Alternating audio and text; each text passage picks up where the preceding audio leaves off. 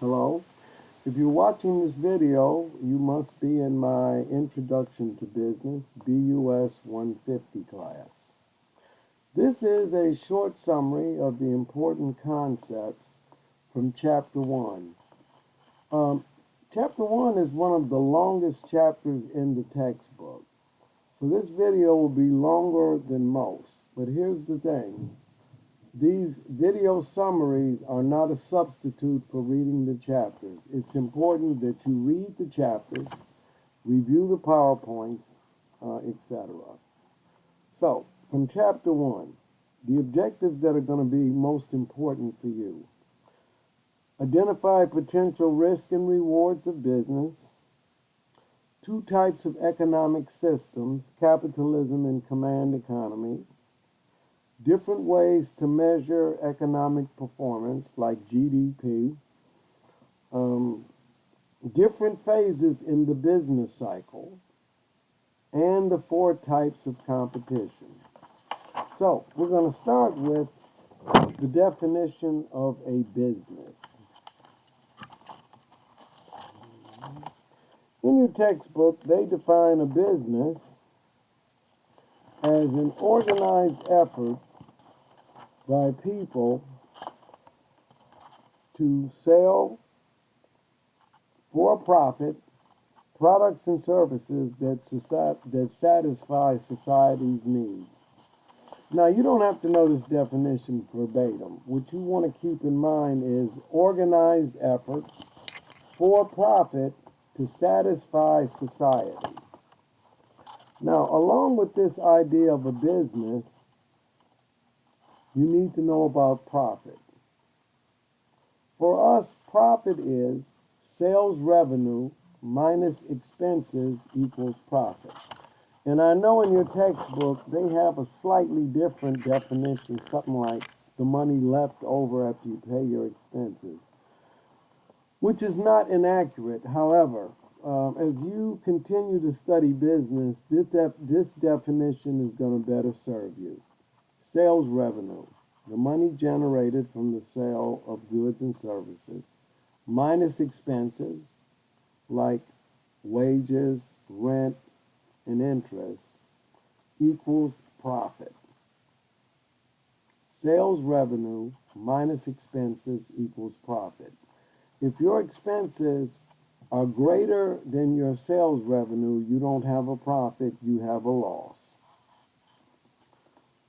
You need to be familiar with the term stakeholders. Stakeholders are any people or groups of people who are impacted by the business. Just think of it, any group of people who have a stake in the business. The first 3 that should come to mind are owners, employees, and customers. After that, the community that you do business in, your creditors, your suppliers, and even the government, they're all stakeholders.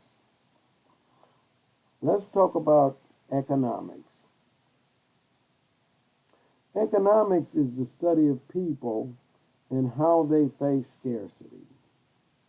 Economics is divided into 2 areas. Microeconomics, which is the study of individuals and individual businesses, and macroeconomics, the study of a national economy or a global economy.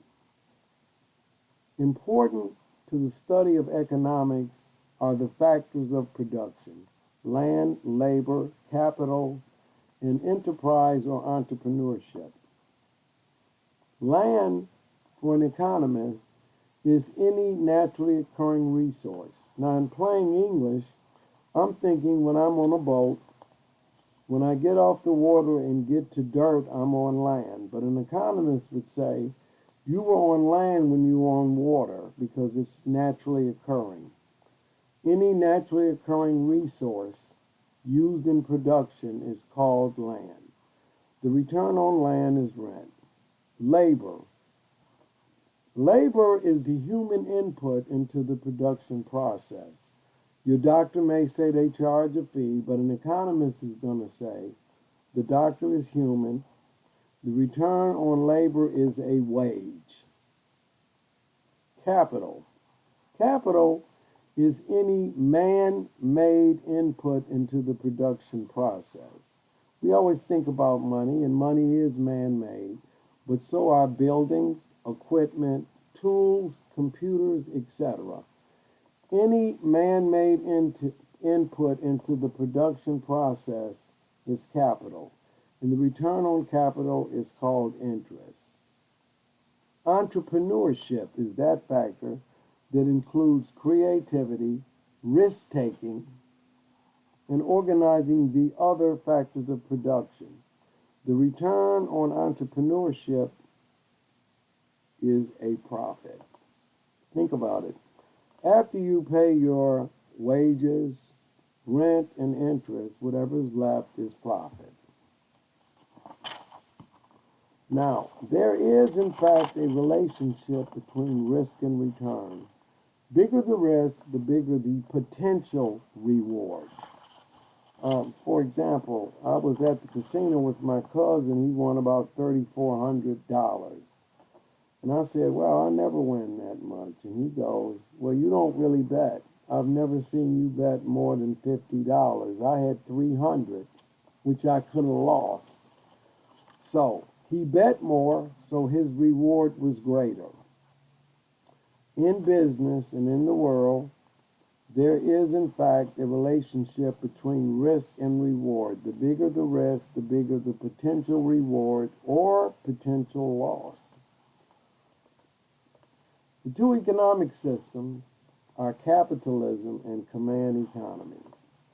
Here's the difference. In capitalism, the factors of production, land, labor, capital, and entrepreneurship, come from private citizens. In a command economy, the factors of production are owned and managed by the government. Now, when we ask people, well, what type of system does the United States have? Most people would say a capitalism or a market economy. And it's mostly true, but not totally. We have a mixed economy because there are instances where people get money without providing a good or service. Social Security, student financial aid, aid to dependent children, unemployment. Those things would not happen in pure capitalism. Another thing that you should know about capitalism is something called the invisible hand. According to Adam Smith, a famous economist, society's interests are best served when individuals are allowed to pursue their rational self-interest or greed. Here's the thing. We benefit because in our society, if you come up with something new and innovative, you get rich. Think about coming up with the vaccine for the COVID virus. Although it's great that they came up with it, what drove them to come up with it was the idea that they were going to get rich, which is what happened. Yeah, rational self-interest. As we pursue things that will make us rich, society benefits because we keep coming up with new and innovative products. Now, in a command economy, the government owns the factors of production. There's two things you want to look at, communism and socialism. Communism is pretty much a harsher form. Socialism, like Canada, the government does in fact manage the factors of production, but there is a little bit of rational self-interest going on. When you think about command economies, think communism and socialism. Next, how do we measure economic performance? How do we know if our economy is doing well? We look at gross domestic product. Gross domestic product is the total market value of all final goods and services produced in a country in a year. You may hear the term GDP or real GDP. Real GDP means it's been adjusted for inflation. What's inflation? Inflation is a general rise in the price level. I hate to date myself, but I'm just going to tell you, when I was a boy, 25 cents would get you a bag of potato chips and a 16-ounce pop or soft drink. Today, that's probably close to $4 because every year prices tend to go up. Most economists and financial people assume 3%. So think about it like this. You probably know somebody that got a mortgage for a house that cost $100,000 and they're going to pay back over 30 years something like $190,000, close to 200. Well, that's because they know the dollars you're paying them back in 20 years don't buy the same things that the dollars they loaned you today would buy. So, assuming 3% raise in inflation per year, if I loan you $100 this year, in order for me to break even, to be able to buy the same things, you'd have to pay me back $103. And in 2 years, it would be $106.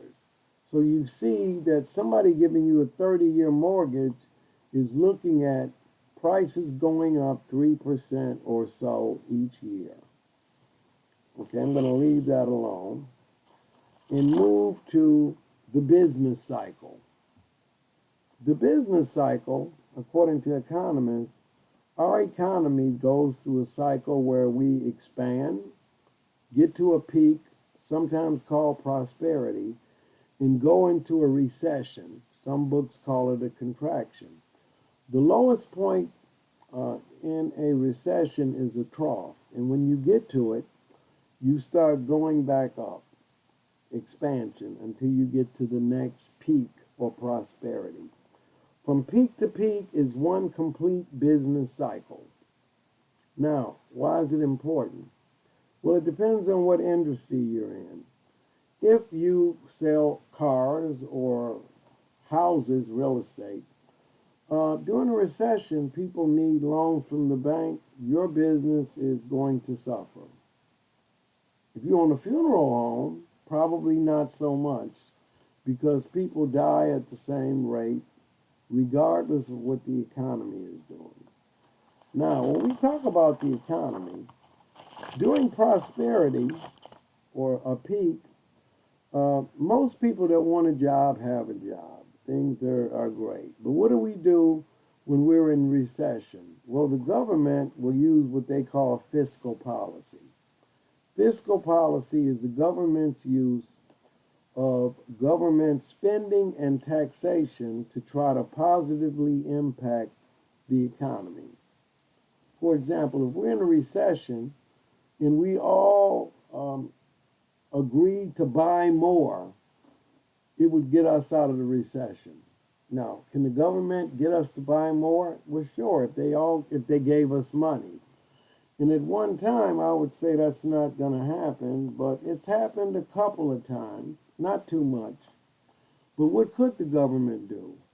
Well, if you look at your paycheck, there's your gross pay and your net pay. Your net pay is gross pay minus taxes. So if the government reduced the tax level, that would be like giving us more money to spend. That's an example of fiscal policy. The other policy you want to be aware of is monetary policy. And that's where the Federal Reserve Board manages the money supply. If there's too much money out here, we'll get inflation. If there's not enough money, we get what's called stagnation. Monetary policy, Federal Reserve managing the money supply, fiscal policy, the government's use of government spending and taxation to positively impact the economy. Now, the next major thing that we're going to talk about, probably the last thing, is the different types of markets. We've got monopoly, oligopoly, pure or perfect competition, and monopolistic competition. In a monopoly, there's only one seller and many buyers. All the power is with the seller. They charge what they want because there's no substitute for their product. Just so you know, the government doesn't like monopolies. And we have what's called regulated monopolies, like the gas company. Well, if you're a regulated monopoly, you have to get the government's permission to raise prices. If you're a naturally occurring monopoly, you charge what you want. And that's where you want to be. Oligopoly. An oligopoly is when there's only a few sellers and many buyers. And in an oligopoly, because there's only a few, like 3 or 4, they tend to do something we call gamesmanship.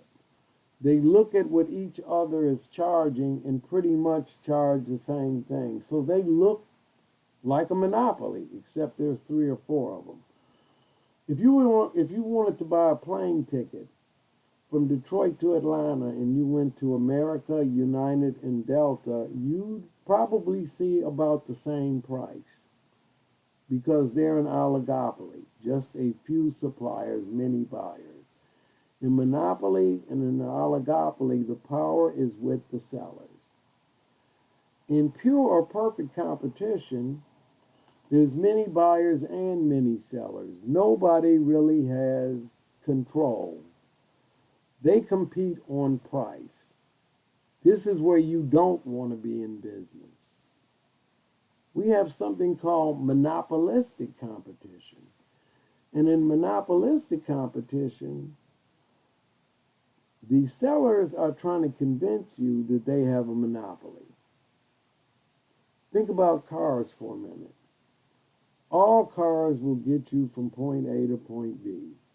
However, somebody will say, well, I have the most luxurious car. There's only one most luxurious car.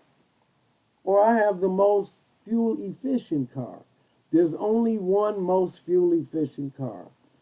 Or I have the family car. Yeah, my town and country. If you got a family, this is the car you want. Think also about hotel rooms. They all have a bed, a shower, and a big flat screen TV. The Red Roof Inn, the Holiday Inn, the Ritz-Carlton, and the MGM Grand. They all have shower, bed, flat screen TV. However, Ritz-Carlton, this is the most prestigious and luxurious hotel.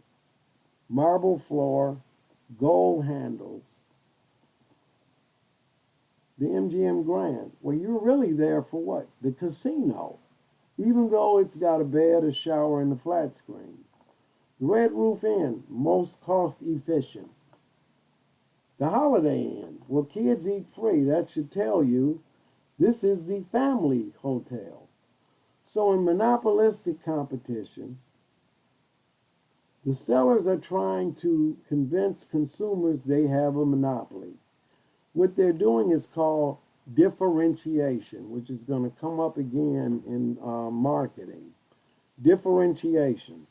You can differentiate on luxury. You can differentiate on quality, on looks. I'll give you one example, and then I'm going to be through. I told my grandson, I was going to buy him a polo sweater for Christmas. And he was excited. And I said, the American Polo Club, and he go, I don't want it. Ralph Lauren's polo is $60 more than the other polo. Why? Because Ralph Lauren differentiates its product on its name. And they've done a great job. Those are the major topics from Chapter 1. Again, this is the longest video you're probably going to see. It's already longer than I want it to be, so thanks. Again, read the chapter. Think about what I've told you, and have a great day.